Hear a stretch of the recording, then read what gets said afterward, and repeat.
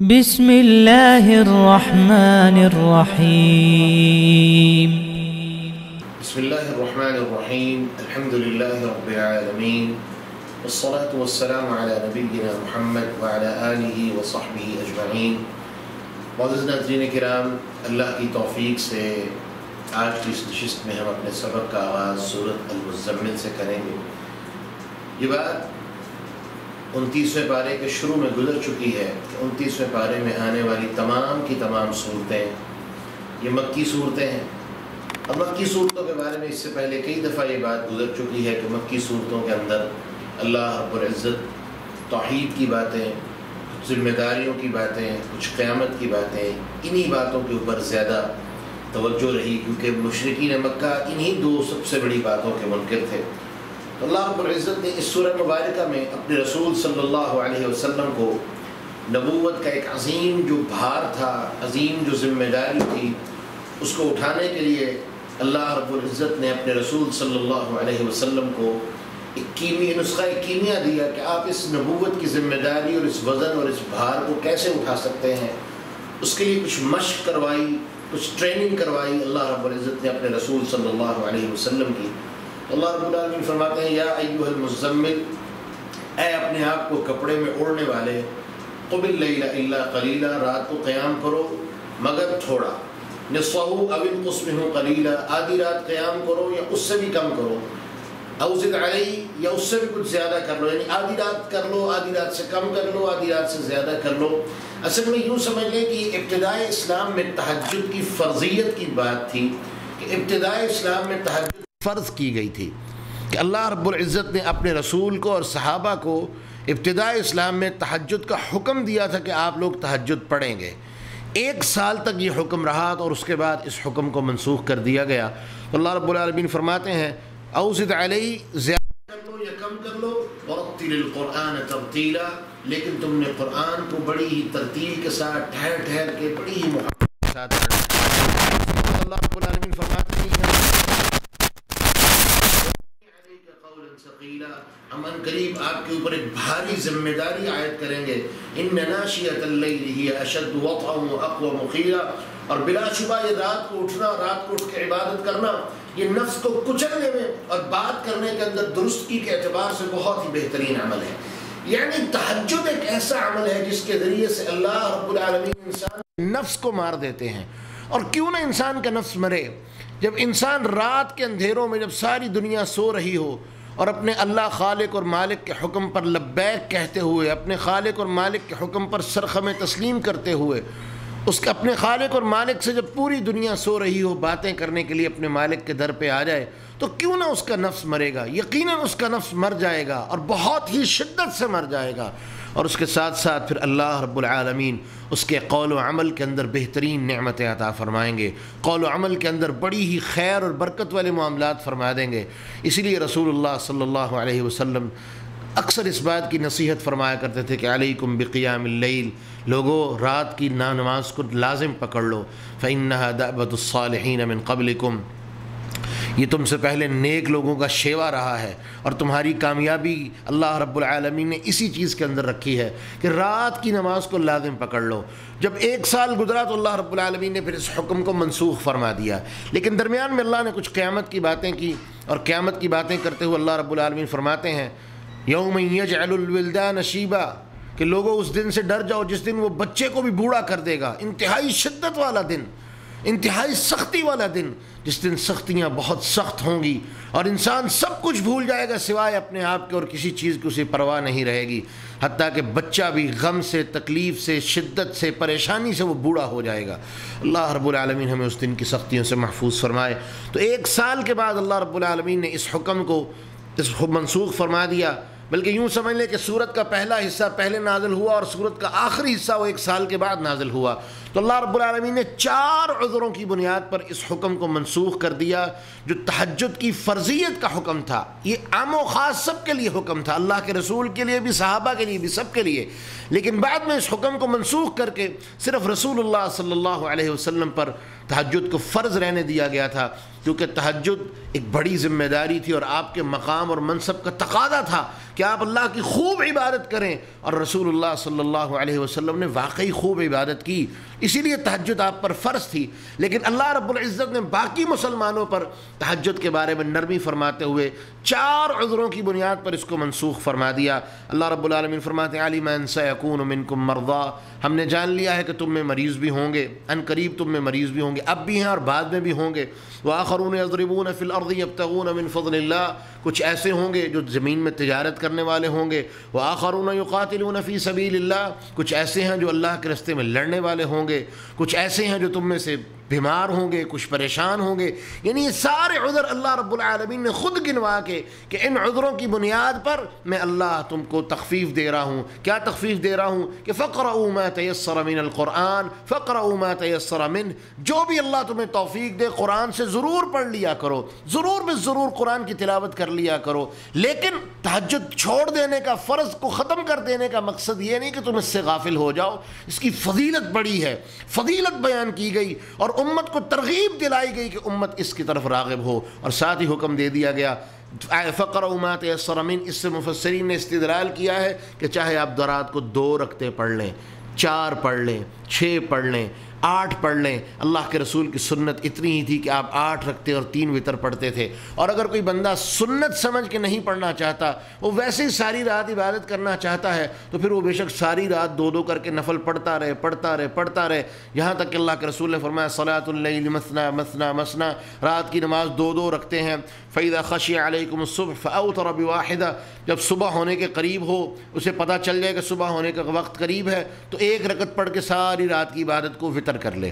لیکن یاد رکھیں لفظ سنت جو ہے وہ صرف انہی رکعتوں پر بولا جائے گا جن کی گواہی اماں جی عائشہ رضی اللہ عنہا نے دی کہ رسول اللہ صلی اللہ علیہ وسلم رمضان اور غیر رمضان 11 رکعتوں سے زیادہ نہیں پڑھتے تھے۔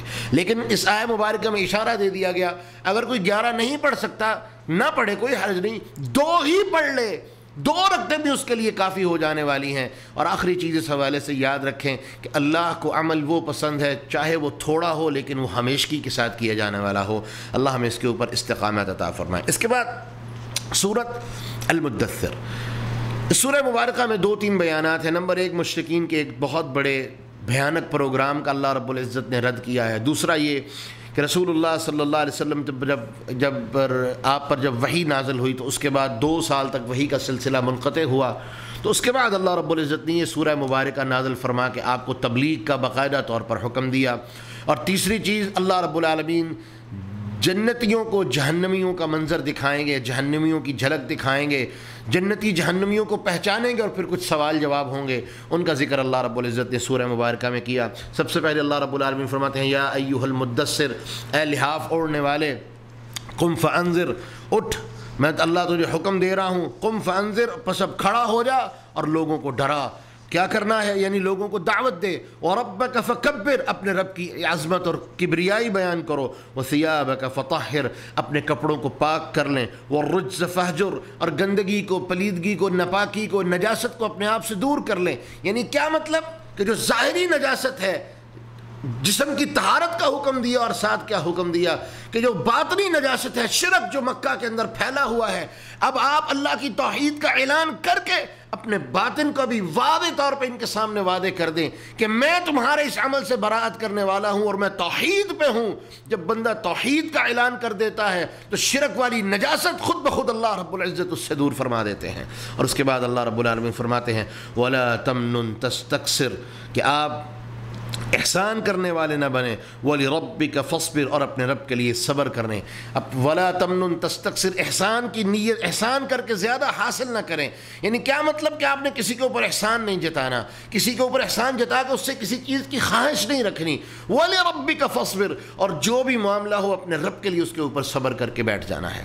اس کے بعد اللہ رب العالمین نے مشرکین مکہ کی ایک سوچ کا، ایک طرز عمل اور پلان کا رد کیا۔ مشرکین مکہ نے جب دیکھا کہ اللہ کے رسول صلی اللہ علیہ وسلم نے اب دعوت شروع کر دی ہے، دین کی دعوت دینا شروع کر دی ہے، بلانا شروع کر دیا ہے، تو حج کا موسم قریب تھا، تو قریشیوں کو بڑی فکر لاحق ہوئی کہ حج پر تو دنیا بھر سے لوگ آتے ہیں، تو یہ نہ ہو کہ محمد صلی اللہ علیہ وسلم وہاں جا کے ان تک اپنا پیغام پہنچانا شروع کریں اور پتہ نہیں کون ان کی دعوت کو قبول کر لے، کس کے اوپر ان کے کلام کا اثر ہو جائے۔ تو اگر یاد رکھو اگر لوگوں کے اوپر ان کے کلام کا اثر ہونا شروع ہو گیا تو نتیجہ بڑا بھیانک ہوگا. لہذا مشرکین مکہ نے، قریشیوں نے اللہ کے رسول صلی اللہ علیہ وسلم کو حج سے دور رکھنے کے لیے، آپ کو حج پر دعوت کے مشن سے باز رکھنے کے لیے ایک پلاننگ کرنا شروع کر لی. اس کے لیے ایک کانفرنس بلائی گئی، ایک اجتماع بلایا گیا اور اس میں بیٹھ کے طے کیا گیا کہ بات یہ ہے کہ رسول اللہ صلی اللہ علیہ وسلم کو حج سے روکنے کے لیے، حجاج سے روکنے کے لیے، حج پر دعوتی مشن سے روکنے کے لیے ان کے خلاف پروپیگنڈا کیا جائے، ان کے خلاف غلط باتیں پھیلائی جائیں. لیکن سوال یہ تھا کہ لوگوں کو آپ کے متعلق کیا کہا جائے. کسی نے کہا ایک بات کرو، پہلے تو یہ طے ہوا کہ بات ہم سب نے ایک کرنی ہے، جو بھی بات ہو ایک ہو. اگر سب کی باتیں الگ الگ ہوں گی تو ہمارے بارے میں لوگوں کے نظر میں برا امپریشن جائے گا، برا تأثر جائے گا کہ یہ لوگ خود بخود محسوس ہوگا کہ ہم اس کے بارے میں جھوٹ بول رہے ہیں. لہذا سارے ایک بات پر طے ہو جائیں کہ بات جو کرنی ہے وہ ایک ہی کرنی ہے. تو اس نے کہا، پھر سب نے سوال کیا بات کریں گے کیا. ابو الولید، یہ خالد بن ولید رضی اللہ عنہ جو مشہور صحابی تھے، ان کے والد تھے ولید بن مغیرہ ان کا نام تھا.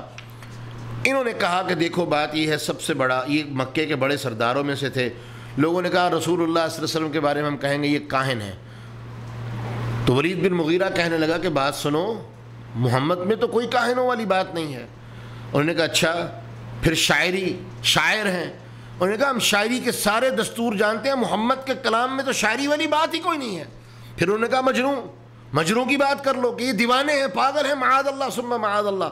تو کہا محمد کے اندر کوئی یہ بھی بات نہیں ہے کہ آپ کے اندر مجنون ہونے کے کوئی آثار نظر آئیں، بلکہ آپ تو سلیم ہیں، سالم العقل، سمجھدار ہیں. تو رسول اللہ صلی اللہ علیہ وسلم کے بارے میں یہ لوگ متفق نہ ہو سکے کہ کون سی بات اللہ کے رسول کے بارے میں کریں، کون سی چیز اللہ کے رسول کے بارے میں کہیں، کون سی بات اللہ کے رسول صلی اللہ علیہ وسلم کے بارے میں کہی جائے جو دنیا قبول کر لے. تو پھر سب نے یہی اس بات پر ہی اتفاق کیا کہ دیکھو ہم سوچتے ہیں. سوچنے کے بعد جب یہ طے کیا گیا تو کہا، یہی بات طے ہوئی کہ دیکھو یہ جو بات زیادہ لگتی ہے کہ یہی مناسب ہے کہ آپ کے بارے میں یہ کہا جائے کہ یہ جادوگر ہیں، لوگوں پر جادو کرنے والے ہیں، اور یہ وہ بندہ ہے جو لوگوں ماں باپ بھائی بہن خاندان رشتہ داروں سے دور کرتا ہے. یہ پلاننگ بنا لی مکہ والوں نے اور یہ طے کر لیا کہ حجاج کے اندر ان باتوں کو پھیلایا جائے گا. تو اللہ رب العالمین نے قرآن مجید نازل فرما کے ولید بن مغیرہ کے بارے میں اللہ رب العالمین نے ان آیات میں اس کا رد کیا. اللہ رب العالمین فرماتے ہیں ذرنی ومن خلقت وحیدا، یہ شخص کہتا ہے چھوڑ دو مجھے کیونکہ میں اکیلا پیدا کیا گیا ہوں، مجھے کوئی پیدا کرنے والا نہیں، دنیا میں میں اکیلا ہوں، جو چاہوں میں کروں. ایسا نہیں ہو سکتا. اگر تم زمین پر پیدا کیے گئے ہو تو اسی زمین پر محمد کو بھی میں نے پیدا کیا ہے. زمین تمہارا حق نہیں کہ تم اپنا حق جتاؤ، زمین پہ زمین رہنے والوں کا بھی حق ہے کہ وہ بھی اپنے رہنے کی بات کریں، جس طرح چاہے وہ زندگی گزارے. زمین پر تم کسی کے اوپر پابندیاں عائد نہیں کر سکتے. وَجَعَلْتُ لَهُ مَالًا مَمْدُودًا، اور اللہ رب العالمین فرماتے ہیں ہم نے ان کو لمبا چوڑا مال دیا. کون تھا جو ان کو مال دینے والا تھا؟ وَبَنِينَ شُهُودًا، پھر اس کو بیٹے عطا کیے جو ہر وقت حاضر رہنے والے، گواہی دینے والے، اس کے پاس موجود رہنے والے. اور اس کے بعد اللہ رب العالمین فرماتے ہیں وَمَحَّدْتُ لَهُ تَمْهِيدًا، اور ہم نے ان کے لیے طرح طرح کا ساز سامان تیار کیا ہے جو ہر وقت وہ تیار کر کے رکھتا ہے. سَأُرْهِقُهُ ثُمَّ يَطْمَعُ أَنْ أَزِيدَ، اور اس کی حالت یہ ہے کہ وہ اور کی طمع رکھتا ہے، اور کی لالچ رکھتا ہے کہ محمد کے خلاف پروپیگنڈا کر کے ہم لوگوں کی نظر میں کامیاب ہو جائیں گے. یاد رکھو اللہ عزتیں دینے والا ہے، تم کسی کی عزت کے ساتھ کھیل نہیں سکتے. کلا انہ کان لآیاتنا عنیدا، یاد رکھو ہرگز ایسا نہیں ہو سکتا، وہ یقیناً ہماری آیتوں کے بارے میں مخالفت کرنے والا اور سرکشی کرنے والا ہے. اور اللہ رب العالمین فرماتے ہیں سأرهقه صعودا، اللہ رب العالمین فرماتے ہیں کہ ان قریب ہم اس کو ایک بڑی سخت طرح کی گھاٹی میں اترنے کی تکلیف دیں گے، جہنم کے اندر اسے اتاریں گے. اور اس کے بعد اللہ رب العالمین فرماتے ہیں انہ فکر وقدر، بے شک اس نے غور کیا اور بات بنائی. ولید بن مغیرہ کی بات کہ غور و فکر کر کے اللہ کے رسول کے بارے میں پروپیگنڈے کا پروگرام تیار کیا. فقتل کیف قدر، اور اللہ رب العالمین فرماتے ہیں بس وہ قتل کر دیا جائے گا، مار دیا جائے گا. فکیف قدر، تو پھر وہ اپنے آپ کو کیسے بچائے گا، کیسے تدبیریں کرے گا، کیسی طرح طرح کی باتیں کر کے اپنے آپ کو بچا سکے گا. اور اس کے بعد اللہ رب العالمین فرماتے ہیں ثم قتل کیف قدر، پھر بھی وہ مارا جائے گا، پھر بھی وہ کیوں اس کے اوپر تکلیفیں آئیں گی، پھر بھی اس کے اوپر ذلت اور رسوائی کو مسلط کیا جائے گا. ثم نظر، اور اس کے بعد پھر اللہ رب العالمین فرماتے ہیں پھر اس نے غور کیا. ثم عبس وبصر، پھر اپنی آنکھوں کو، پھر اس نے اپنے ماتھے کے اوپر ناگواری کا اظہار کیا. وبصر، اور اپنی پیٹھ کو پھیر کے چلا گیا. ثم ادبر واستكبر، پیٹھ کو پھیرا اور تکبر کیا اس نے. فقال ان هذا الا سحر يؤثر، اور ساری باتیں سوچنے کے بعد کہا کہ یہ صرف جادوگر ہے، اور یہ وہی جادو ہے جو نقل کیا جاتا ہے اور آگے بیان کیا جاتا ہے. ان هذا الا قول البشر، اور یہ صرف انسان کا کلام ہے، انسان کی بات ہے، انسان یہ باتیں کرنے والا ہے. تو اللہ رب العالمین فرماتے ہیں یہ ساری ان کی خباثتیں تھی، پلاننگ تھی. پہلے اللہ نے اپنی نعمتیں یاد کروائیں اور آخر پر اللہ نے کیا اعلان فرمایا، سأصلیہ سقر، جان لو کہ ان قریب میں اسے سقر یعنی جہنم میں داخل کروں گا. وما ادراک ما سقر، اور یاد رکھو یہ جہنم کیا ہے، تم جانتے ہو یہ جہنم کیا ہے. لا تبقی ولا تذر، یہ ایسی جہنم ہے کہ اس کے اندر نہ کوئی باقی رہتا ہے نہ وہ کسی کو چھوڑتی ہے. کیا مطلب کہ بار بار وہ مرے گا، وہ مرنا چاہے گا لیکن موت نہیں آئے گی، وہ بچنا چاہے گا لیکن بچ نہیں سکے گا. اللہ رب العالمین اس کے اندر ذلت اور رسوائی والا معاملہ اس کے ساتھ فرمائیں گے. لوگوں یاد رکھو یہ بات اللہ رب العالمین مشرکین مکہ کے بارے میں کہہ رہے ہیں جو توحید کی مخالفت کرنے والے تھے، توحید والوں کی مخالفت کرنے والے تھے. آج بھی اگر کوئی توحید کی مخالفت کرنے والا ہے، آج بھی اگر توحید کے بارے میں یا موحدین کے بارے میں کوئی سازشیں کرنے والا ہے، وہ سن لے اپنی سازشوں کے ذریعے سے وہ کسی کا کچھ نہیں بگاڑ سکتا. ہاں وہ اپنے لیے اللہ رب العالمین کے ہاں اپنے لیے جہنم کو ضرور خرید رہا ہے، اپنے لیے جہنم کی گھاٹیوں کے سودے کر رہا ہے، اپنے لیے اللہ رب العالمین کے عذاب کو طے کر رہا ہے اور حلال کر رہا ہے.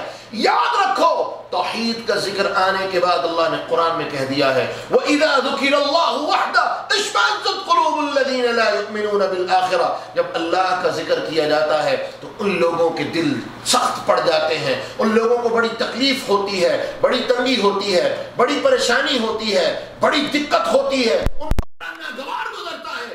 اکیلے اللہ کا ذکر ان کو سننا تکلیف دہ ہوتا ہے، لیکن غیروں کا ذکر کیا، سامنے غیروں کی بات کی جائے تو اللہ رب العالمین فرماتے ہیں اذا ہم یستبشرون، وہ خوشیاں آتے ہیں. سن لو تمہارے اندر اگر اللہ کے ذکر کی وجہ سے خوشی پیدا نہیں ہوتی، کسی اور کے ذکر سے تم خوش ہوتے ہو، تو جان لو تمہارا انجام بھی وہی ہونے والا ہے جو اللہ رب العالمین نے مشرکین مکہ کا قرآن میں بیان کیا ہے. اس کے بعد اللہ رب العالمین بیان فرماتے ہیں اللہ جنتیوں کو جہنمی دکھائے گا اور وہ سوال کریں گے ما صلککم فی سقر، وہ پہلے پہچانیں گے یہ تو وہ فلاں ہے، یہ تو وہ فلاں ہے، یہ تو وہ فلاں ہے، یہ تو وہ فلاں ہے. یہاں تک کہ حدیث میں آتا ہے رسول اللہ صلی اللہ علیہ وسلم نے فرمایا جنتی جہنم میں ایک ایسے شخص کو دیکھیں گے جو داعی تھا، لوگوں کو دین کی دعوت دیتا تھا. لوگ اس سے تعجب سے پوچھیں گے تو فلاں آدمی تھا، تو ہمیں خیر کی طرف بلاتا تھا، تو بھی جہنم میں؟ تو آگے کہے گا اللہ کی قسم میں تمہیں تو خیر کی طرف بلاتا تھا، اپنے آپ کے بارے میں اس کی پرواہ نہیں کرتا تھا، بھول جاتا تھا. جنتی جہنمیوں کو پہچانیں گے، سوال کریں گے ما صلککم فی سقر، جہنم میں کیوں گئے، کون سی چیز تمہیں جہنم میں لے کے گئی، کون سے اسباب تھے جس کی وجہ سے جہنم میں گئے. قالوا لم نک من المصلین، ہم نمازیں نہیں پڑھتے تھے.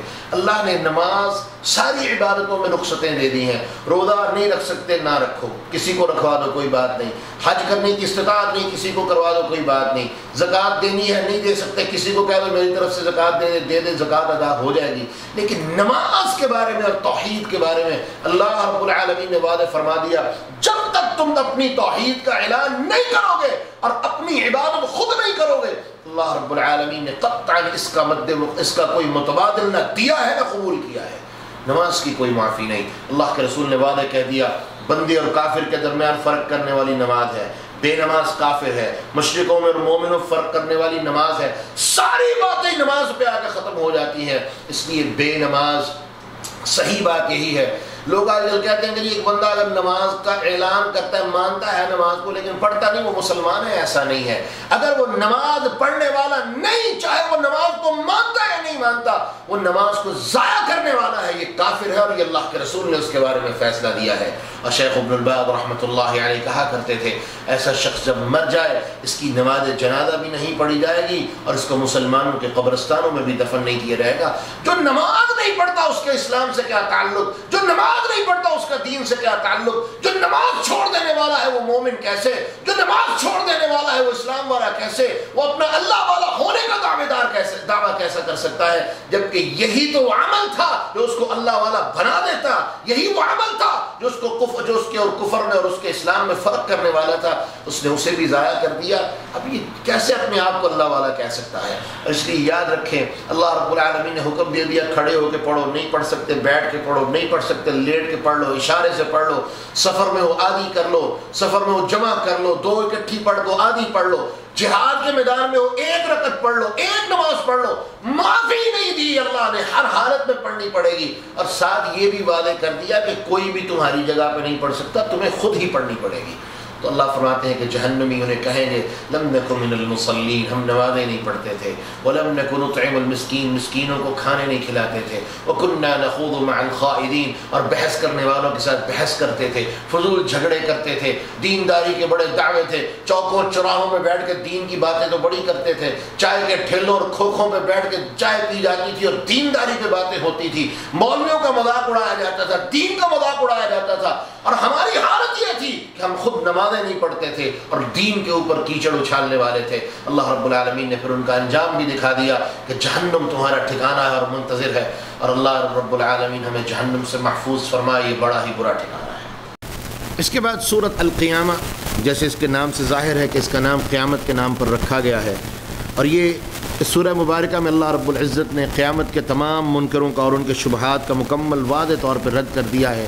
جو آخرت کا انکار کرتے ہیں اور آخرت کے بارے میں کسی شبے کا شکار ہیں، ہر طرح سے اللہ رب العالمین نے ان کا رد کر دیا ہے، کہ اللہ رب العالمین فرماتے ہیں کہ یہ صرف آخرت کو تم عقل کی بنیادوں پر نہیں سمجھ سکتے، آخرت کے بارے میں جتنے معاملات ہیں ان کو صرف عقل کی بنیادوں پر نہیں پرکھا جا سکتا، بلکہ یہ ایک علم کی بنیاد ہے، اور علم جب تمہارے پاس آ چکا ہے تو اس کے اوپر ایمان لے آؤ، اور اس کا ساری کی ساری اللہ رب العالمین نے ان کا انکار کرنے کی وجوہات بھی بیان کر دی کہ یہ اس لیے انکار کرتے ہیں کہ ان کے نفس اس کو قبول نہیں کرتے، اور یہ اپنے نفس کی خواہشوں کی وجہ سے اس کا انکار کرنے والے ہیں۔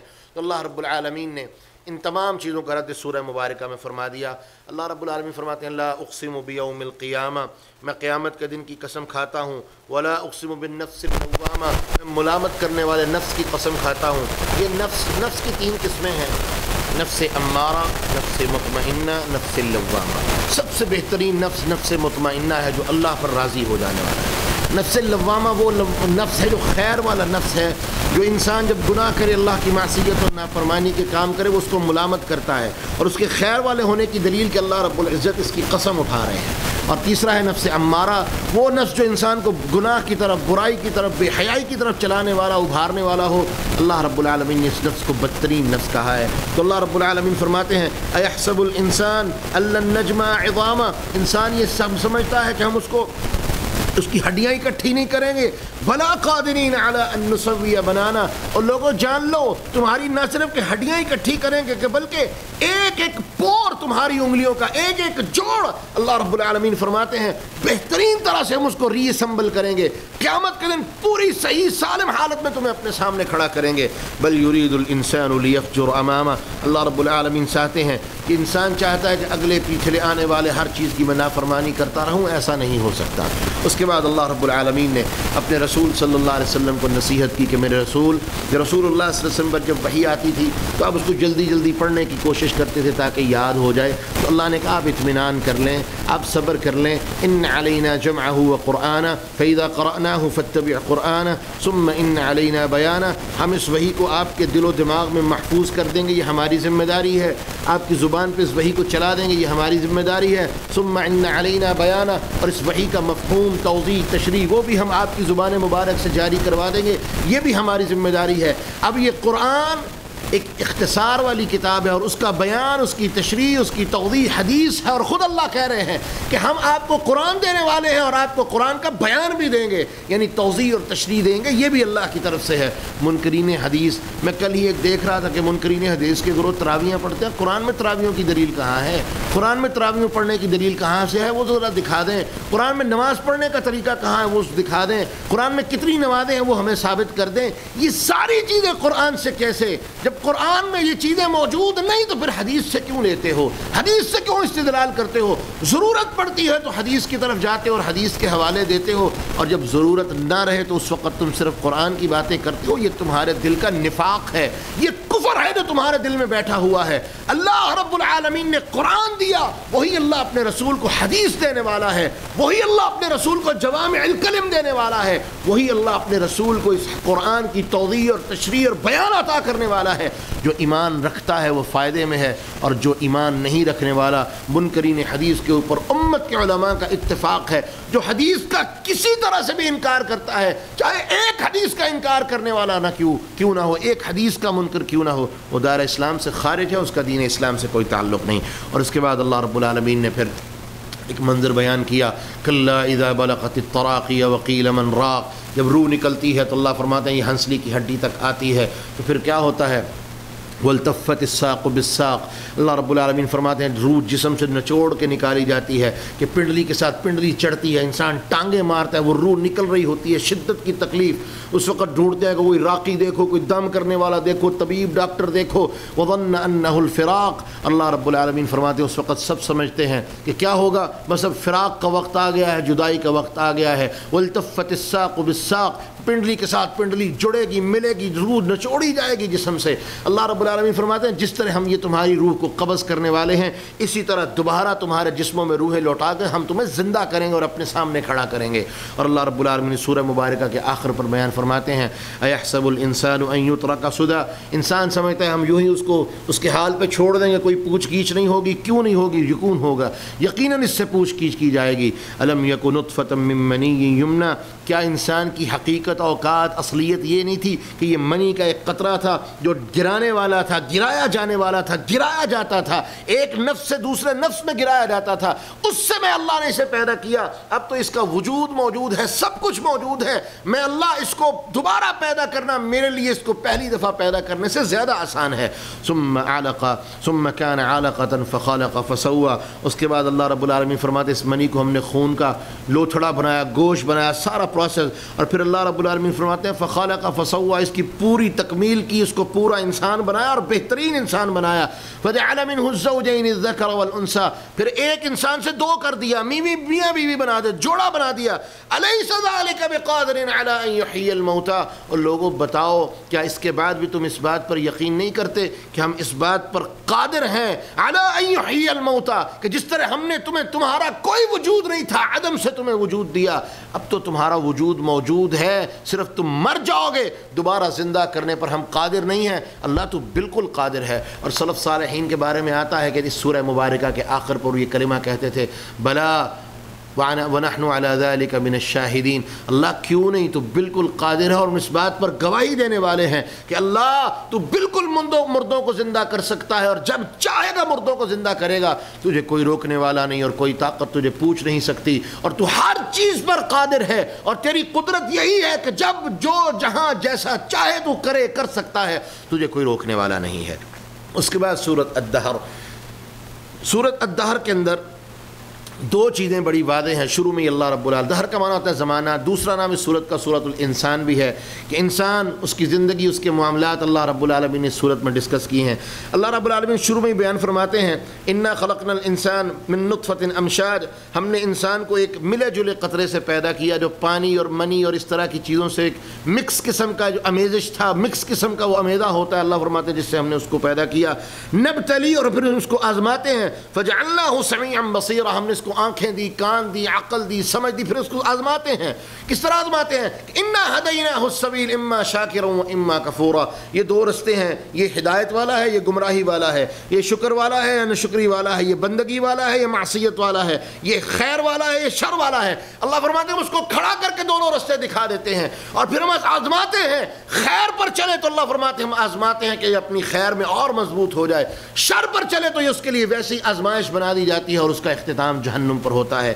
تو اسی مناسبت سے اللہ رب العالمین نے اس سورہ مبارکہ میں دو طرح کے گروہوں کو ذکر کیا۔ جو خیر کے رستے پہ چلنے والے ہیں ان کے لیے جنت کی نعمتوں کا ذکر کیا۔ اللہ رب العالمین فرماتے ہیں وَيُسْقَوْنَ فِيهَا كَأْسًا كَانَ مِزَاجُهَا زَنْجَبِيلًا عَيْنًا فِيهَا تُسَمَّى سَلْسَبِيلًا، جنت میں نہریں ہوں گی، ادرک کی لذت والی نہریں، ادرک کی لذت والا پانی، ادرک کی لذت والے شربت، اس طرح کی مختلف نہریں، سلسبیل نہر، تسلیم نہر، اللہ ان نہروں سے جنتیوں کو پلائے گا۔ اور پہلے کافروں کی بات کی کہ اِنَّا أَعْتَدْنَا لِلْكَافِرِينَ سَلَاسِلَ، جو غلط رستے پر چلنے والا ہوگا، ناشکری کے رستے پر چلنے والا ہوگا، اللہ رب العالمین فرماتے ہیں ہم نے ان کے لیے سلاسل، ہم نے ان کے لیے زنجیریں بنا رکھی ہیں، طوق بنا رکھے ہیں، وسعیرہ اور جہنم ان کے لیے تیار کر رکھی ہے۔ تو اس سورہ مبارکہ میں اللہ رب العالمین نے انہی دو گروہوں کا ذکر کیا، اور اللہ رب العالمین آخر پر بیان فرماتے ہیں وَمَا تَشَاءُونَ إِلَّا أَن يَشَاءَ اللَّهُ إِنَّ اللَّهَ كَانَ عَلِيمًا حَكِيمًا، میرے رسول ان کو بتا دو کہ آپ کے یا آپ میں سے کسی کے چاہنے سے کچھ نہیں ہو سکتا، ہوگا وہی صرف جو وہ اللہ چاہے گا۔ إِنَّ اللَّهَ كَانَ عَلِيمًا حَكِيمًا، کیونکہ اللہ علم والا ہے اور حکمت والا ہے۔ يُدْخِلُ مَن يَشَاءُ فِي رَحْمَتِهِ، وہ اپنی رحمتوں میں جسے چاہے جگہ عطا فرمائے۔ وَالظَّالِمِينَ أَعَدَّ لَهُمْ عَذَابًا أَلِيمًا، اور ظالموں کے لیے جو ناشکرے ہیں، کفر کرنے والے ہیں، شرک کرنے والے ہیں، ہم نے ان کے لیے دردناک عذاب تیار کر رکھا ہے۔ اس کے بعد سورۃ المرسلات، مرسلات کا معنی ہوتا ہے بھیجی گئی ہوائیں۔ اس کے سورہ مبارکہ میں اللہ نے کچھ قسمیں اٹھائی ہیں اور مشرکین مکہ کو ان کے طرز عمل کا جواب دیا ہے کہ جو وہ انکار کرتے تھے کہ قیامت نہیں آئے گی، قیامت کا انکار کرتے تھے، تو اللہ رب العالمین نے قیامت کی نشانیاں اور قیامت کی خوفناکیاں اور قیامت کی دہشتیں سورہ مبارکہ کے شروع میں بیان فرمائیں۔ اس سورہ مبارکہ میں اللہ رب العزت فرماتے ہیں کہ والمرسلات عرفا، لگاتار بھیجی گئی ہواؤں کی قسم، فالعاصفات عصفا، پھر تند و تیز اور طوفانی چلنے والی ہواؤں کی قسم، والناشرات نشرا، پھیل جانے والی اور پھیلائی جانے والی ہواؤں کی قسم، فالفارقات فرقا، اور پھر جدا کر دینے والی اور پھاڑ دینے والی اور الگ کر دینے والی ہواؤں کی قسم، فالملکیات ذکرا، پھر ذکر اتارنے والے فرشتوں کی قسم، عذراً او نذرا، عذر ختم کرنے یا ڈر سنانے والے جو اللہ رب العالمین کی طرف سے فرشتے آتے ہیں ان کی قسم۔ اتنی قسمیں اٹھانے کے بعد اللہ رب العالمین فرما رہے ہیں انما توعدون لواقع، بے شک جو وعدہ ہم نے تم سے کیا ہے وہ آ کے رہے گا، یہ وعدہ آنے والا ہے اور کوئی اس کا انکار نہیں کر سکتا۔ اور اس کے بعد اللہ رب العالمین فرماتے ہیں جب یہ وعدہ آئے گا تو کیا ہوگا، فَإِذَا النُّجُومُ طُمِسَتْ، ستارے بے نور کر دیے جائیں گے، ان کا نور مٹا دیا جائے گا، وَإِذَا السَّمَاءُ فُرِجَتْ، آسمان پھاڑ دیا جائے گا، وَإِذَا الْجِبَالُ نُصِفَتْ، پہاڑ ریزہ ریزہ کر دی جائیں گے، ان کی دھجیاں اڑا دی جائیں گی، وَإِذَا الرُّسُلُ أُقِّتَتْ، جب رسولوں کو ایک مقررہ وقت پر اکٹھا کیا جائے گا، لِأَيِّ يَوْمٍ أُجِّلَتْ، کس دن کے لیے ان کو مؤخر کیا گیا تھا، لِيَوْمِ الْفَصْلِ، آج فیصلے کا دن ہے جو مجرموں اور مومنوں اور کافروں کے درمیان فیصلہ کرنے والا ہے۔ وَمَا أَدْرَاكَ مَا يَوْمُ الْفَصْلِ، تو کیا جانے یہ فیصلہ کا دن کیا ہے، وَيْلٌ يَوْمَئِذٍ لِّلْمُكَذِّبِينَ، اور جو جھٹلانے والا ہے اللہ رب العالمین فرماتے ہیں اس کے لیے بربادی ہے۔ اس کے بعد اللہ رب العالمین نے اس سورہ مبارکہ کے اختتام پر کچھ متقین کی باتیں کی کہ یہ قیامت کے یقین کی باتیں، پھر کافروں کے انجام کی باتیں کی، اور پھر آخر پہ کہا ان المتقین فی ظلال وعیون وفواکہ مما یشتہون، کہ متقین جو ایمان لانے والے، ڈرنے والے، تقوی اختیار کرنے والے، اللہ رب العالمین ان کو اپنی بہترین نعمتوں سے عطا کرے گا اور کسی چیز سے اللہ رب العالمین انہیں محروم نہیں فرمائے گا۔ اللہ کی توفیق سے یہاں پر ہمارے 29ویں پارے کا اختتام ہوا۔ سورۃ النبأ اور اسی طرح سے 30ویں پارے میں آنے والی اکثریت صورتیں جو ہیں، اکثر صورتوں کی اکثریت جو ہے وہ مکی ہے، سوائے چند ایک صورتوں کے وہ مدنی ہیں۔ زیادہ تر صورتیں اس سورہ مبارکہ میں، اس پارے میں جتنی آئی ہیں وہ مکی صورتیں ہیں۔ سورۃ نبأ بھی مکی صورت ہے اور وہی مکی صورتوں کا مضمون۔ رسول اللہ صلی اللہ علیہ وسلم جب مکہ میں تشریف لائے، اللہ رب العالمین نے آپ کو نبوت کا مقام دیا، تو آپ کی دعوت اصل میں 3 باتوں کا محور تھی کہ سب سے پہلے ایک اللہ کو مانا جائے اور اس کی عبادت میں، اس کی الوہیت میں اس کو رب مانا جائے، اور کسی کو اس کی عبادت میں کسی طرح کے کسی کو اس کے ساتھ شریک نہ ٹھہرایا جائے، اس کی خدائی میں کسی کو شریک نہ ٹھہرایا جائے۔ دوسری دعوت یہ تھی کہ اللہ نے مجھے اپنا رسول بنایا ہے، مجھے رسول مانو۔ اور تیسری دعوت یہ تھی کہ دنیا کا ایک دن خاتمہ ہو جائے گا اور اس کے بعد ایک نئی زندگی جو آخرت والی زندگی ہوگی، ہمیشہ رہنے والی زندگی ہوگی، اور تمام اولین اور آخرین اللہ ان کو دوبارہ زندہ کر کے ان کا محاسبہ کرے گا۔ جو مومن اور نیک اور صالح ہوں گے اللہ جنتیں دے گا، جو کافر فاسق فاجر ہوں گے اللہ ان کو ہمیشہ ہمیشہ کے لیے جہنم برد کر دے گا۔ مشرکین مکہ پہلی بات جو تھی کہ اللہ رب العالمین کی الوہیت والی، اللہ کو وہ مانتے تھے، اللہ کی ہستی کے وہ منکر نہیں تھے، اللہ رب العالمین کی ربوبیت کو وہ تسلیم کرتے تھے۔ اختلاف ان کو صرف الوہیت پر تھا کہ ایک اللہ اکیلا الہ، یہ بات ہمیں سمجھ نہیں آتی، لیکن وہ اللہ کی ہستی کے منکر نہیں تھے۔ جھگڑا صرف اس بات پر تھا کہ اللہ رب العالمین کی جو صفات ہیں الوہیت اور ربوبیت، اس کے اندر کسی کو شریک ٹھہرایا جائے گا کہ نہیں، صرف اس بات پہ جھگڑا تھا۔ مانتے تھے وہ اللہ کو، لیکن جو اللہ کی ذات کو وہ جس طرح ماننا چاہیے تھا اس طرح نہیں مانتے تھے، اپنی مرضی سے مانتے تھے، جو اللہ کے ہاں قابل قبول نہیں تھا۔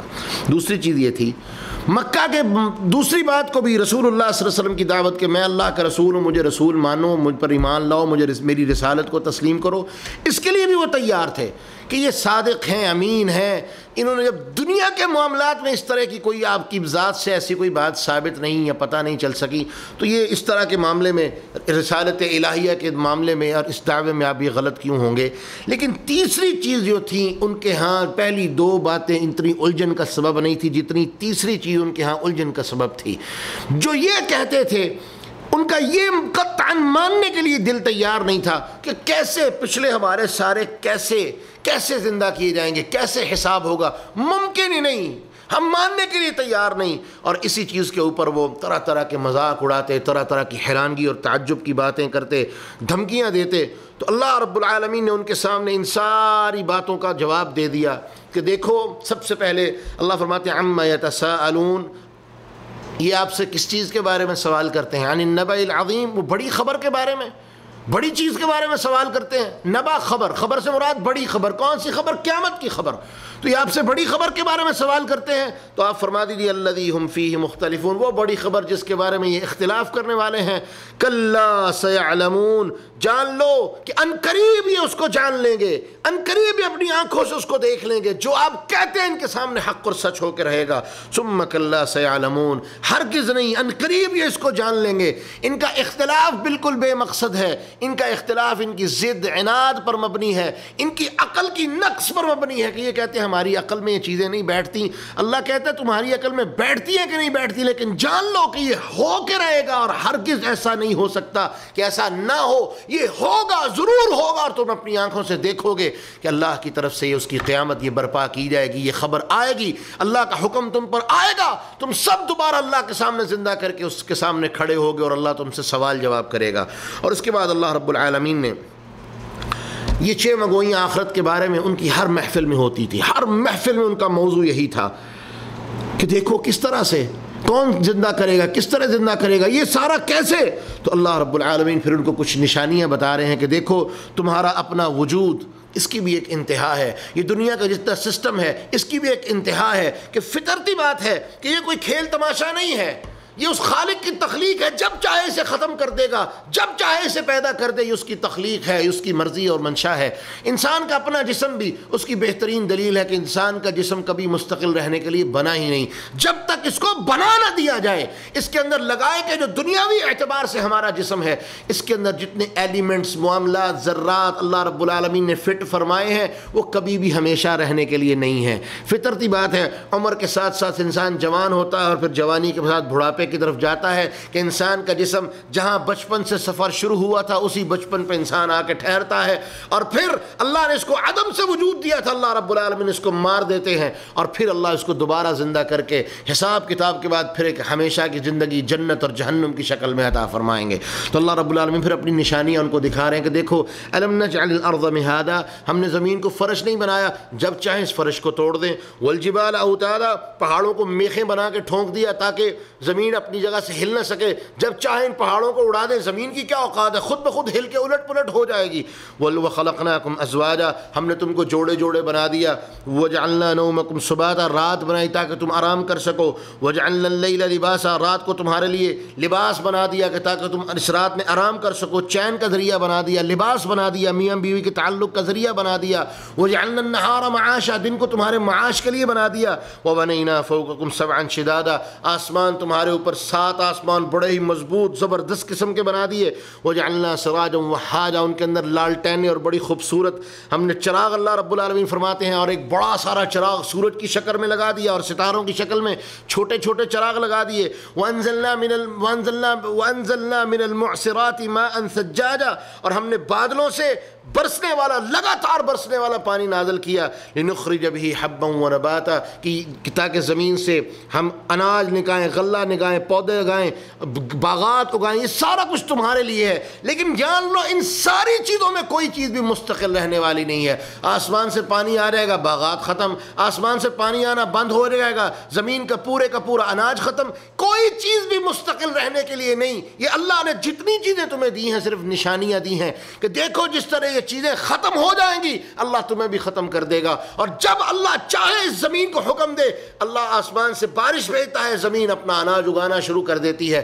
اسی طرح اللہ تمہیں بھی مارنے کے بعد دوبارہ زندہ کرے گا، اس بات کے بارے میں کسی طرح کے کوئی شک میں نہ رہو۔ اس کے بعد اللہ رب العالمین فرماتے ہیں کہ پھر قیامت کا دن آئے گا اور پھر فرشتے کھڑے ہوں گے، اور کیا ہوگا؟ ان یوم الفصل کان میقاتا، اللہ رب العالمین فرماتے ہیں یہ فیصلے کا دن جو ہے اس کا ایک دن مقرر ہے، اور وہ میرے علم میں ہے کہ انہیں کسی کو نہیں بتایا۔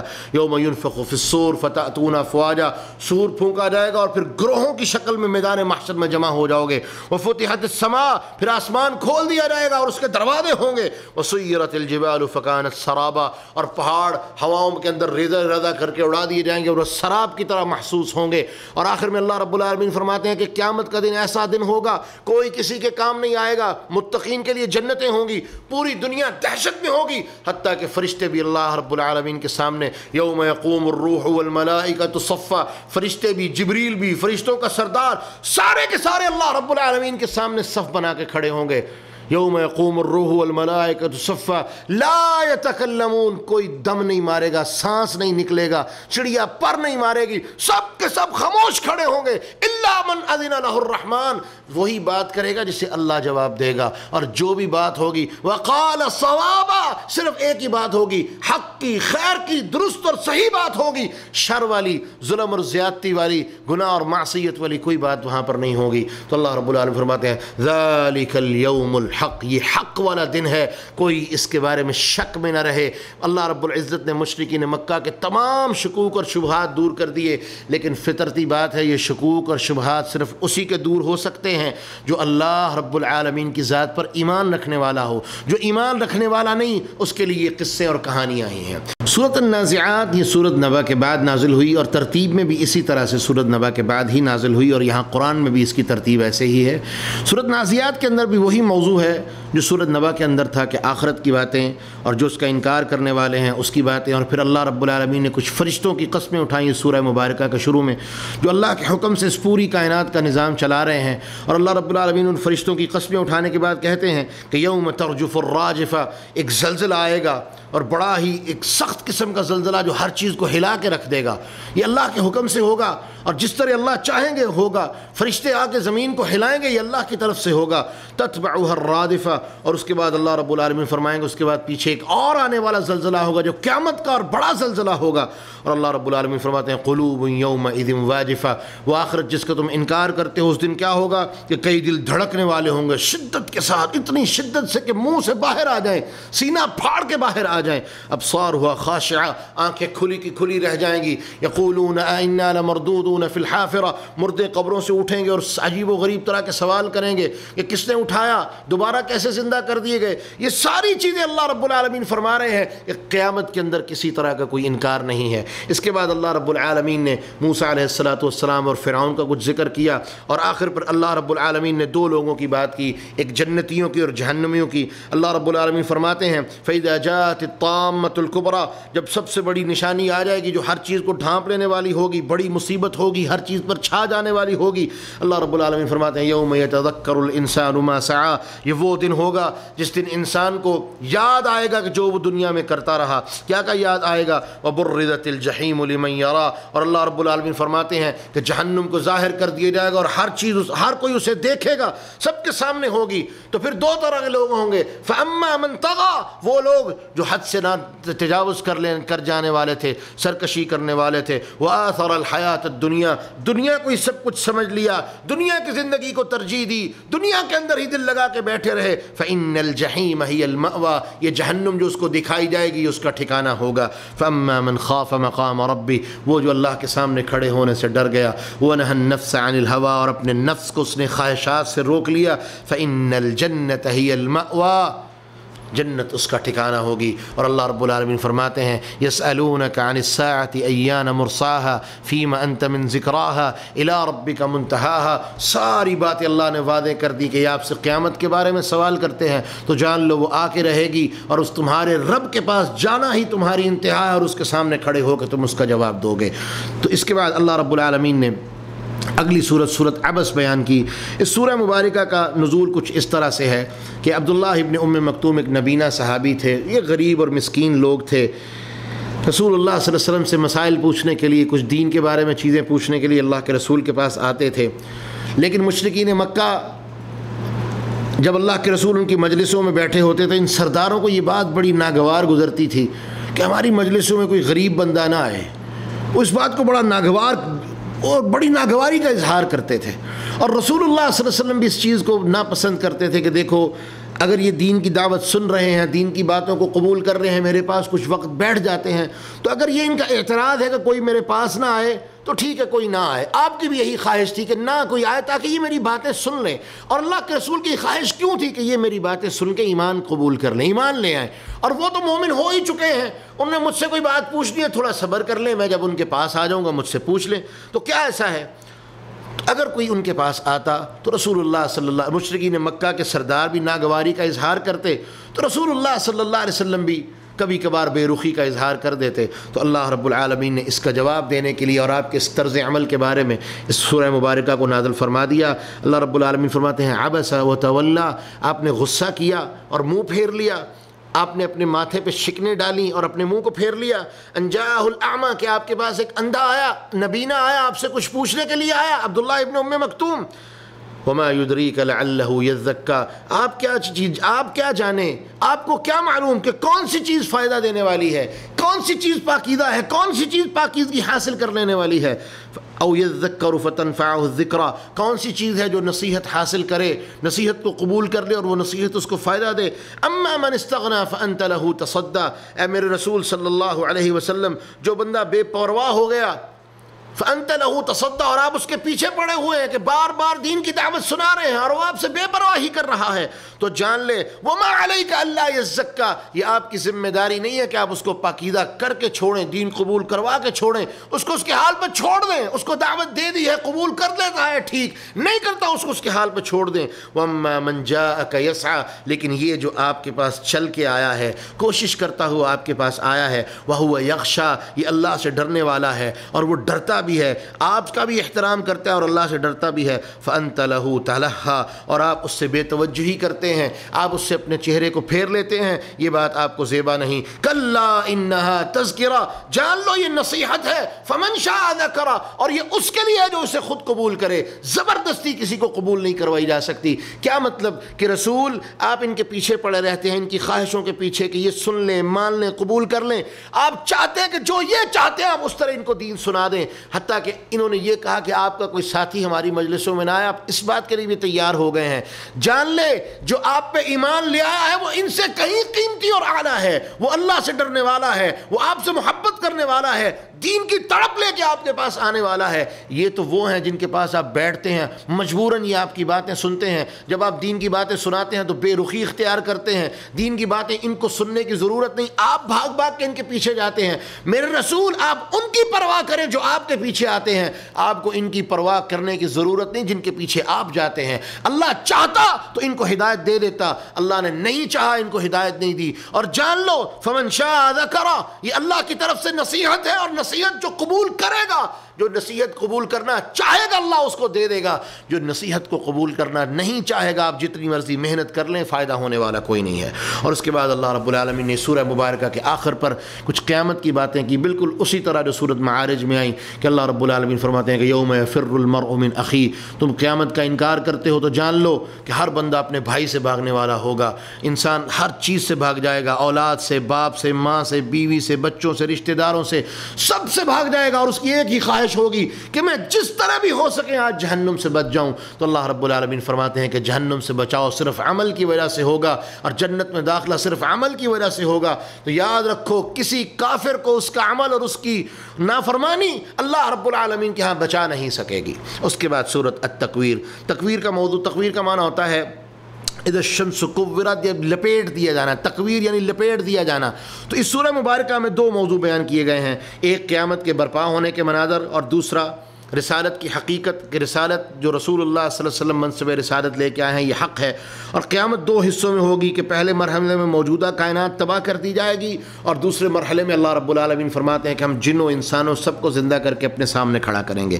نمبر ایک، اللہ رب العالمین فرماتے ہیں اذا الشمس کورت، یاد رکھو اس وقت کو جب سورج لپیٹ دیا جائے گا، وَإِذَا النُّجُومُ انْكَدَرَتْ، ستارے بے نور کر دیے جائیں گے، وَإِذَا الْجِبَالُ سُيِّرَتْ، پہاڑ چلائے جائیں گے، وَإِذَا الْعِشَارُ عُطِّلَتْ، اور جب 10 ماہ، اشار 10 ماہ کی اونٹنی کو کہتے ہیں، الاشار 10 سے ہے 10 ماہ، وَإِذَا الْعِشَارُ عُطِّلَتْ، جب 10 ماہ کی حاملہ اونٹنیاں جن کی بڑی پرواہ کی جاتی تھی وہ چھوڑ دی جائیں گی، ان کو کوئی پوچھنے والا نہیں ہوگا، وَإِذَا الْوُحُوشُ حُشِرَتْ، اور جب جنگلی جانور بھی اکٹھے کیے جائیں گے اور چلائے جائیں گے، وَإِذَا الْبِحَارُ سُجِّرَتْ، اور جب یہ بڑے بڑے سمندر جو ہیں ان کو بھڑکا دیا جائے گا، سمندر اپنی حدود سے باہر نکلیں گے، ان سمندروں کو اللہ نے قید کیا ہوا ہے۔ مسند احمد کی روایت ہے، رسول اللہ صلی اللہ علیہ وسلم بیان فرماتے ہیں سمندر دن میں 3 مرتبہ اللہ سے اجازت مانگتا ہے، اللہ یہ ابن آدم تیری نافرمانی کرنے والا ہے، سرکشی کرنے والا ہے، تیرا گستاخ ہے، تیری نافرمانی کرنے والا ہے، کفر کرنے والا ہے، تو مجھے اجازت دے میں اپنی حدوں سے باہر نکلوں، میری یہ حدیں کھول دے، میں جا کے اس کو تیرے عذاب کا مزہ چکھا کے آؤں۔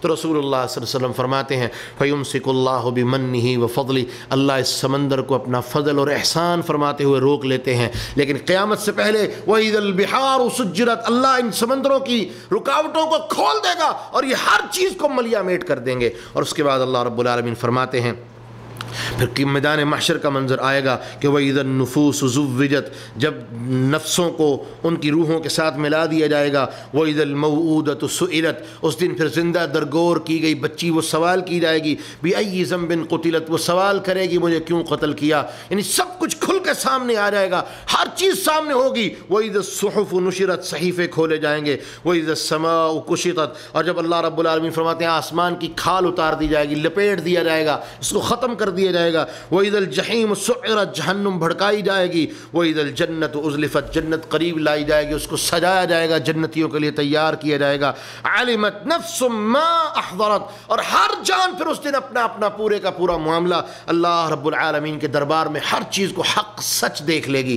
اس کے بعد دوسری جو چیز اللہ رب العزت نے سورہ مبارکہ میں بیان کی وہ کیا، رسول اللہ صلی اللہ علیہ وسلم کی رسالت کے حوالے سے، تو یہ مشرکین مکہ کے وہی پرانے اعتراضات کہ یہ شیطان کی طرف سے ہے، کاہن ہے وغیرہ وغیرہ، اللہ رب العالمین نے ان سارے اعتراضات کا جواب دے دیا کہ انہ لقول رسول کریم، یہ بڑے ہی معزز اور عزت والے فرشتہ جو اس کے پاس لے کے آتا ہے یہ اس کا کلام ہے، ذی قوت عند ذی العرش مقیم، جو اللہ رب العالمین کے ہاں جو عرش پر ہے بڑے ہی مرتبے والا ہے، اور اللہ رب العالمین کے ہاں وہ بڑی قوت والا ہے، مطاع ثم امین، اور ہاں اس کی وہاں بات مانی جاتی ہے، اس کی اطاعت قبول کی جاتی ہے، وہ فرشتوں کا سردار ہے، اس کا امانت دار ہے۔ وما صاحبکم بمجنون، یعنی پہلے اللہ نے یہ کہتے تھے شیطان وہی لے کے آتا ہے، اللہ نے اس بات کا رد کر دیا کہ وہ شیطان نہیں، وہ جبریل ہے جو فرشتوں کا سردار ہے، امین ہے، اس کی بات کو مانا جاتا ہے، وہ اللہ رب العالمین کے ہاں، وہ اللہ جو عرش پر ہے اس کے ہاں اس کی قدر و منزلت ہے، اس کا ایک مقام ہے، اس کا ایک احترام ہے، اللہ رب العالمین کی بارگاہ میں قوت والا ہے، اللہ رب العالمین کا مقرب ہے، اللہ اس سے محبت کرتا ہے، اور وہ بڑی ہی عزت والا ہے۔ اللہ فرماتے ہیں یہ اس کا کلام ہے، یہ وہ میرے رسول کے پاس لے کے آتا ہے، وہ وہی لے کے آتا ہے، شیطان مردود لعین اس کی تو یہ شان ہی نہیں ہے۔ اس کے بعد اللہ رب العالمین نے اگلا جواب دیا وما صاحبکم بمجنون،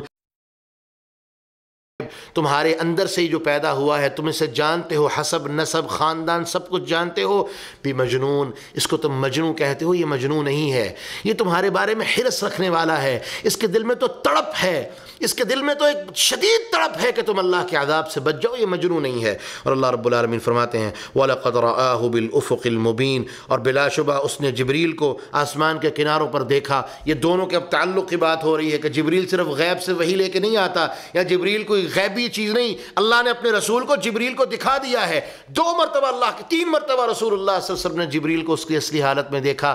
پہلی مرتبہ جب وہ پہلی وحی لے کے آئے، دوسری مرتبہ خواہش کی کہ جبریل میرا تجھے دیکھنے کا دل کرتا ہے، تو یہ وہ ذکر ہے جو دوسری مرتبہ کا ہے کہ جبریل نے اللہ کے حکم سے اپنے آپ کو آپ کے سامنے ظاہر کیا۔ اللہ کے رسول فرماتے ہیں اس کے پر تھے تو وہ پوری کے پورے آسمان کو اس کے پروں نے گھیرا ہوا تھا۔ تو اللہ رب العالمین فرماتے ہیں وَلَقَدْ رَآهُ بِالْأُفُقِ الْمُبِينِ، یہ وہی فرشتہ فرشتہ ہے جس کو آپ نے آسمان کے روشن کناروں میں دیکھا تھا. وما هو علی الغیب بضنین. اور یاد رکھو اب مشرکین مکہ کو خطاب ہے کہ لوگوں یہ رسول جو تمہارے درمیان ہے یہ تمہیں غیب کی خبریں جو اللہ اسے بتاتا ہے، دین کی باتیں، آخرت کی باتیں، دنیا کے معاملات کی باتیں جو اللہ اسے بتاتا ہے، یہ رسول ان باتوں کو تم تک پہنچانے کے بارے میں بخیلی سے کام نہیں لیتا. کچھ لوگ اس آیت سے استدلال کرتے ہیں کہ جی رسول کو خود غیب کا علم تھا اور آپ غیب کا علم لوگوں کا بتاتے ہیں. یہ اللہ کیا جو پیچھے آیتیں اللہ بیان کر رہے ہیں وہ نہیں ماننی، وہ نہیں دیکھنی کہ اللہ فرشتے کے ذریعے وہ غیب کی باتیں اپنے رسول کو بتاتا ہے، اور رسول پھر لوگوں کو غیب کی باتیں بتانے میں کوئی بخیلی کا کام نہیں کرتے، جس طرح آتی ہے پوری کی پوری آگے منتقل کر دیتے ہیں. اگر علم ذاتی ہوتا تو پھر رسول کو اللہ سے وحی کی کیا ضرورت تھی؟ رسول کو اللہ کی طرف سے وحی کا انتظار کرنے کی کیا ضرورت تھی؟ اللہ کیوں باتیں کرتا؟ یہ جبریل کی باتیں کیوں آتی؟ جبریل امانت دار ہے، وحی لے کے آتا ہے، یہ ساری باتیں کرنے کی کیا ضرورت تھی؟ صاف صاف اللہ کہتا یہ رسول غیب والا ہے، تمہیں غیب کی باتیں بتا دیتا ہے. ایسا نہیں ہے. اس کے بعد اللہ رب العالمین فرماتے ہیں وما هو بقول شیطان الرجیم. نہ ہی یہ شیطان کا اور اس کے ساتھیوں کاہنوں کا کلام ہے، یہ تو مردود ہیں، رجم کر دیے گئے ہیں. فَأَيْنَ تَذْهَبُونَ. اور تم کہاں جاتے ہو؟ ہوش کرو، ہوش کے ناخن لو. ان هو الا ذکر للعالمین. یہ کائنات کی طرف سے اللہ رب العالمین کے لیے، اللہ رب العالمین کی طرف سے کائناتوں کے لیے، ایک پورے جہانوں کے لیے ایک نصیحت ہے. جو نصیحت قبول کر لے گا وہ کامیاب ہو جائے گا، جو نصیحت قبول نہیں کرے گا وہ ذلیل و رسوا ہوگا. اس کے بعد اگلی سورت الانفطار، وہ اسی سورت کا اگلا پارٹ ہے، اسی سورت کا ایک دوسرا حصہ ہے، اسی سورت کا ایک تکملہ ہے. اللہ رب العالمین اس کے شروع میں بیان فرماتے ہیں اذا السماء انفطرت. جب آسمان پھٹ جائے گا. وَإِذَا الْكَوَاكِبُ انتَصَرَتْ. اوپر اتری سورت تکویر میں آیا تھا وَإِذَا النُّجُومُ انْكَدَرَتْ. ستارے بے نور کر دیے جائیں گے. بے نور کر کے کیا ہوگا؟ وَإِذَا الْكَوَاكِبُ انتَصَرَتْ. ان کو بکھیر دیا جائے گا، ان کو یوں پھینک دیا جائے گا. وَإِذَا الْبِحَارُ فُجِّرَتْ. جب سمندر پھاڑ دیے جائیں گے، ان کی حدوں کو کھول دیا جائے گا. وَإِذَا الْقُبُورُ بُعْثِرَتْ. قبریں الٹ دی جائیں گی، مردے قبروں سے باہر نکال لیے جائیں گے. عَلِمَتْ نَفْسٌ مَّا قَدَّمَتْ وَأَخَّرَتْ. ہر نفس پھر اپنے پورے معاملات آگے پیچھے کے وہ سارے کے سارے جان لے گا. اور اس کے بعد اللہ رب العالمین انسان کو اپنی نعمتیں یاد کرواتے ہوئے فرما رہے ہیں یا ایھا الانسان ما غرک بربک الکریم. اے انسان تجھے تیرے رب کے بارے میں کس نے دھوکے میں ڈال دیا؟ کون سی چیز تھی جس نے تجھے تیرے رب کے بارے میں دھوکے میں ڈال دیا؟ الذی خلقک فسواک فعدلک. وہ اللہ جس نے تجھے پیدا کیا، برابر پیدا کیا، بہترین پیدا کیا. فی ای صورت ما شاء رکبک. جس صورت میں چاہا اس نے تجھے وہ صورت اور شکل عطا کی. اللہ نے پوری اپنی نعمتیں بیان فرما دی کہ میری نعمتیں ہونے کے بعد کس طرح تم اللہ کے بارے میں دھوکے کا شکار ہو گئے ہو. کون سی چیز ہے جس نے تمہیں اللہ کے بارے میں دھوکے کا شکار کر دیا ہے؟ ایک ہی جواب ملتا ہے، یہ ہمارے نفس کی شرارتیں ہیں اور یہ شیطان کے اثرات اور حملے ہیں جنہوں نے ہمیں اللہ سے غافل کر دیا ہے. اور اللہ رب العالمین فرماتے ہیں لوگو جان لو تمہارے پاس ہر وقت میرے نگران موجود ہیں. کرامن کاتبین یعلمون ما تفعلون. یہ دو محافظ موجود ہیں. وَإِنَّ عَلَيْكُمْ لَحَافِظِينَ. دو نگران موجود ہیں. کرامن کاتبین جو بڑے ہی فرشتے سے معزز والے ہیں، عزت والے فرشتے ہیں، اور وہ کیا کرتے ہیں؟ وہ ہر چیز کے لکھنے والے ہیں. اور اللہ رب العالمین فرماتے ہیں کیا کرتے ہیں؟ وہ ہر چیز کو لکھ لیتے ہیں. یعلمون ما تفعلون. یہاں تک کہ جو تم جانتے ہو، جو تم کرتے ہو وہ جانتے ہیں، پوری طرح جانتے ہیں اور اس کو تحریر کر لیتے ہیں. اور پھر اللہ رب العالمین آخرت کی باتیں کرتے ہوئے فرماتے ہیں ان الابرار لفی نعیم. اللہ کے جو ابرار ہوں گے، نیک لوگ ہوں گے، متقی ہوں گے، اللہ رب العالمین فرماتے ہیں ان الابرار لفی نعیم، وہ اللہ کی نعمتوں میں ہوں گے. وان الفجار، اور جو نافرمانی کرنے والے ہیں، لفی جہیم، وہ جہنم میں ہوں گے. اللہ رب العالمین ہمیں اس سے محفوظ فرمائے. اس کے بعد سورت المطففین. اس سورت کے شروع میں اللہ رب العالمین نے ان لوگوں کو تنبیہ فرمائی جو ناپ اور تول میں کمی کرنے والے ہیں. یاد رکھیں تاجر پیشہ جہاں کبھی بھی جہاں بھی ہے دنیا میں، ان کے اندر کوئی نہ کوئی خرابیاں موجود ہوتی ہیں. مشرکین مکہ قریشی یہ تاجر بھی تھے اور ان کے اندر یہ ساری بیماریاں موجود تھیں کہ ناپ تول میں کمی کرتے تھے، پیمائش کے اندر کمی کرتے تھے اور اسے ناپسند بھی کرتے تھے. لیکن اس کے باوجود جب جس شخص کو جہاں موقع ملتا وہ دا لگانے سے باز نہ آتا. تو اللہ رب العالمین نے فرمایا کہ تم نے کبھی یہ سوچا تمہارے اندر یہ بیماریاں کیوں ہیں؟ تم نے کبھی غور و فکر کیا کہ ایسا کیوں ہے؟ صرف اس لیے کہ تم آخرت کو تسلیم نہیں کرتے. اگر تم اس بات کا یقین کر لو کہ ہم نے آخرت میں جانا ہے اور اللہ کے سامنے ہر چیز کھلے گی اور اللہ کے سامنے جواب دینا، تم کبھی بھی ایسا نہ کرو۔ اور اللہ رب العالمین فرماتے ہیں جب تک یہ احساس تمہارے اندر پیدا نہیں ہو جائے گا تم کبھی بھی کامیاب نہیں ہو سکتے۔ تو اس سورہ مبارکہ میں اللہ رب العالمین نے پہلے تو فرمایا ویل للمطففین، بڑی ہی بربادی اور ہلاکت ہے ان لوگوں کے لیے جو ناپ اور تول میں کمی کرنے والے ہیں۔ الذین اذا اکتالوا علی الناس یستوفون، کچھ لوگ ایسے ہیں جب وہ لوگوں سے ماپ لیتے ہیں تو پورا لیتے ہیں، لیکن جب دینے کی باری آتی ہے وَإِذَا كَالُوهُمْ أَوْ وَزَنُوهُمْ يَخْسِرُونَ، اور جب وہ انہیں تول کر ماپ دینا ہوتا ہے تو اس کے اندر کمی کر دیتے ہیں۔ أَلَا يَظُنُّ أُولَٰئِكَ أَنَّهُمْ مَبْعُوثُونَ، اس لیے کہ انہوں نے گمان کر لیا ہے کہ یہ اٹھائے نہیں جائیں گے۔ اللہ رب العالمین فرماتے ہیں تمہیں اٹھایا جائے گا، يَوْمَ يَقُومُ النَّاسُ لِرَبِّ الْعَالَمِينَ، رب العالمین کے سامنے تم کھڑے ہوگے اور جواب دو گے۔ آج امت محمد صلی اللہ علیہ وسلم بھی انہی بیماریوں کا شکار ہے۔ وہ تمام کی تمام بیماریاں جو پچھلی امتوں میں تھی، قوم شعیب کم تولتی تھی، امت محمد میں بھی یہ بیماری موجود۔ قوم لوط کے اندر لواطت کی بیماری، امت محمد بھی اس کا شکار۔ بت پرستی موجود، اللہ کی نافرمانی کا کام موجود، نشانیاں دیکھ کے اللہ کی نشانیوں کا انکار کرنا موجود۔ ساری کی ساری قباحتیں اور غلاظتیں جو ان قوموں میں ایک ایک تھی، قوم لوط میں صرف ایک بیماری تھی، قوم شعیب میں ایک بیماری تھی، ان ساری قوموں کی بیماریاں اس امت میں موجود ہیں۔ لیکن اللہ رب العالمین نے اپنے رسول سے وعدہ کیا میرے رسول میں ان کو مہلت دوں گا اور پچھلی قوموں کی طرح برباد نہیں کروں گا۔ اللہ کی قسم، ہم کہتے ہیں اللہ کے عذاب کیوں آتے ہیں، ہم نے کبھی اپنی طرف توجہ نہیں کی، اپنے اعمال کی طرف توجہ نہیں کی۔ یہ سورت ہمیں پیغام دے رہی ہے کہ لوگوں تمہارے دلوں پر زنگ پڑ چکے ہیں۔ اللہ رب العالمین فرماتے ہیں کلا بل ران علی قلوبہم ما كانوا یکسبون، یہ ان کے دلوں پر زنگ جم چکے ہیں ان اعمال کی وجہ سے جو یہ کرتے ہیں۔ اور اس کے بعد اللہ رب العالمین بیان فرماتے ہیں یہ ان کے زنگ لگ جانے کی وجہ سے ہی اللہ سے غافل ہو چکے ہیں، انہوں نے اللہ کے سامنے پیشی دینی ہے، اللہ کے سامنے کھڑے ہونا ہے۔ لوگوں اپنے دلوں سے زنگ کو دور کر لو، اور زنگ اللہ کے ذکر سے دور ہوتا ہے، زنگ اللہ کی یاد سے دور ہوتا ہے، زنگ اللہ کے ڈر سے دور ہوتا ہے، زنگ تقوی سے دور ہوتا ہے، زنگ تلاوت قرآن سے دور ہوتا ہے، زنگ اللہ کا ذکر سے دور ہوتا ہے۔ جب انسان ان ساری چیزوں سے غافل ہو جائے تو پھر اس کا دل جب زنگ آلود ہو جائے تو اس دل میں اللہ کا ڈر، خوف، رحمت، خیر کبھی نہیں جا سکتی۔ اللہ رب العالمین ہمیں ایسے دلوں سے محفوظ فرمائے۔ اور اس کے بعد اللہ رب العالمین نے اس سورہ مبارکہ میں دو باتیں وعدے کر دیں، ان الابرار لفی نعیم ان الفجار لفی سجین، ابرار جو ہوں گے وہ اللہ کی نعمتوں میں ہوں گے، جو نافرمانی کرنے والے ہیں وہ جہنم میں ہوں گے۔ اللہ رب العالمین ہمیں اسے محفوظ فرمائے۔ اس کے بعد سورۃ الانشقاق، سورۃ الانشقاق کے اندر بھی یہی موضوع بیان ہوا ہے جس طرح کا سورۃ المطففین میں اور دوسری صورتوں میں بیان ہوا ہے۔ اللہ رب العالمین نے وعدے کیا کہ اذا السماء انشقت، جب آسمان پھاڑ دیا جائے گا، شق کر دیا جائے گا۔ یہ ساری کی ساری یہ تینوں صورتیں، سورۃ الانفطار، سورۃ التکویر، الانفطار، مطففین اور سورۃ الانشقاق، ان چاروں کا موضوع ایک جیسا ہے، اور ان چاروں صورتوں کی کچھ تفصیلات تھوڑی بہت میں نے آپ کی خدمت میں عرض کر دی۔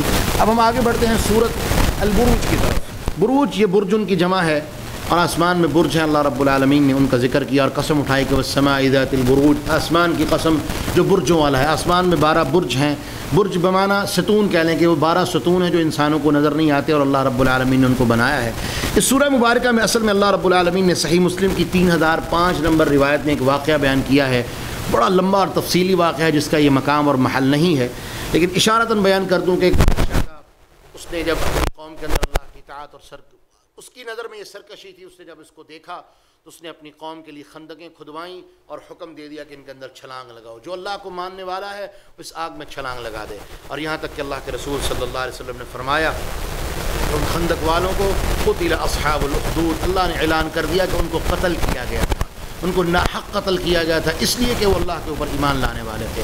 اور حدیث میں آتا ہے کہ ایک عورت بھی ایسی تھی جس کے پیٹ میں بچہ تھا، یا دوسری روایت میں آتا ہے کہ اس کی گود میں بچہ تھا، جب وہ عورت آگ کی طرف بڑھی تو آگ کی تپش اور بچے کی محبت نے اس ماں کو پیچھے کر دیا، تو بادشاہ جو سرکش بادشاہ تھا وہ سمجھا کہ شاید اب کوئی بات بن جائے گی، تو بچہ بولا جس طرح عیسیٰ علیہ السلام نے بول کے کہا تھا، یہی بچہ بولا اور اس نے کہا ماں ڈرنا، یہ آگ جسے تو آگ سمجھ کے پیچھے ہٹ رہی ہے، اللہ کا نام لے کے اس آگ میں چھلانگ لگا دے، یہ آگ اللہ تیرے لیے گلزار بنا دے۔ تو اللہ رب العالمین نے سورہ مبارکہ میں بیان فرمایا کہ قتل اصحاب الاخدود النار ذات الوقود، کہ یاد رکھو اصحاب الاخدود کو، خندقوں والوں کو قتل کیا گیا تھا، النار ذات الوقود، اس قسم کی آگ میں جو بہت ہی بڑے ایندھن والی بڑی شدت والی آگ تھی، اذ ہم علیہا قعود، اور وہ جب اس کے اوپر بیٹھے ہوئے تھے وہ نگرانی کر رہے تھے، ایک ایک کو کر کے دھکے دے رہے تھے اور اندر دھکیل رہے تھے، وہم علی ما یفعلون بالمؤمنین شہود،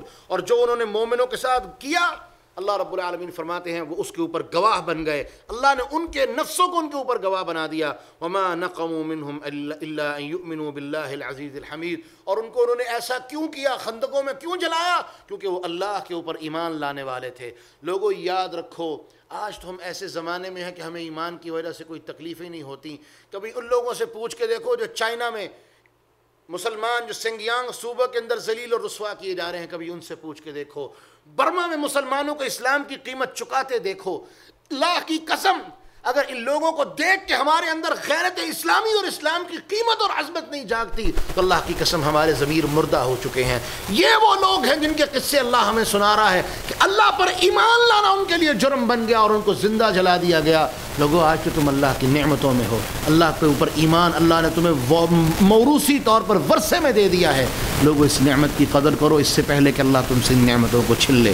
اس کے بعد سورۃ الطارق والسماء والطارق، اللہ رب العالمین نے آسمان کی قسم اٹھائی اور اس سورہ مبارکہ میں بیان فرمایا کہ اللہ رب العالمین فرماتے ہیں کہ جو لوگ قیامت کے دن زندہ کرنے کے بارے میں تعجب کرتے ہیں، اللہ رب العالمین فرماتے ہیں فَلْيَنظُرِ الْإِنسَانُ مِمَّا خُلِقَ، ان کو ذرا پوچھو کہ دیکھو ہم نے اس انسان کو کیسے پیدا کیا ہے، خُلِقَ مِن مَاءٍ دَافِقٍ، ایک ٹپکنے والے پانی سے پیدا کیا ہے، یخرج من بین الصلب والترائب، جو پیٹھوں اور پسلیوں کے درمیان سے نکلتا ہے اور چھاتی سے نکلتا ہے، انہ علی رجعہ لقادر، جو اللہ تمہیں اس بے جان پانی سے پیدا کرنے پر قادر ہے۔ اب تو تمہارا جسم موجود ہے، ہڈیاں موجود ہیں، نشانی موجود ہے، اللہ کو دوبارہ تمہیں زندہ کرنا کوئی مشکل نہیں ہے۔ اور آخر پر اللہ رب العالمین بیان فرماتے ہیں انہم یکیدون کیدا واکید کیدا، یہ کفار مکر و فریب کرتے ہیں، دھوکے بازیاں، عیاریاں، مکاریاں کرتے ہیں۔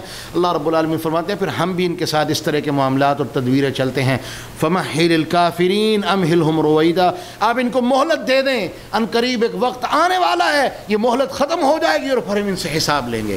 اس کے بعد سورۃ الاعلیٰ اور غاشیہ، اور یہاں سے چلتے ہیں سورۃ الناس تک اللہ نے توفیق دی، ہم اپنی اس نشست کا، اپنی باقی اور اس بقیہ حصے کا اختتام اللہ نے توفیق دی تو کل کریں گے انشاءاللہ۔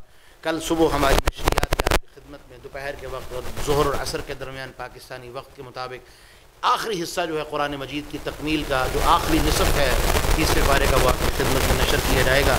یہاں تک جو باتیں ہم نے سیکھی اور سمجھی وہ یہ قیامت آنے والی ہے، قیامت کے لیے تیاری کر لیجئے، اس دن کوئی چیز چھپی نہیں رہے گی، ساری نشانیاں اللہ نے ہمیں دکھا دی، سمجھا دی۔ جو بندہ اب بھی ان نشانیوں سے غافل ہے وہ یاد کر لے کہ اللہ نے اس کے دل پہ غفلت کی مہر لگا دی ہے، اور جس کو اللہ نے غافل کر دیا دنیا کی کوئی چیز اسے فائدہ نہیں دے سکے گی۔ اللہ سے دعا کر کے اپنی بات کا اختتام کرتا ہوں کہ اللہ ہمیں قیامت کے دن کی تیاری کی توفیق عطا فرمائے، اس دن جس دن صرف عمل کام آئیں گے، کوئی چیز کام نہیں آئے گی۔ اللہ رب العالمین ہمیں اعمال صالحہ کرنے کی توفیق عطا فرمائے۔ وآخر دعوانا ان الحمد للہ رب العالمین۔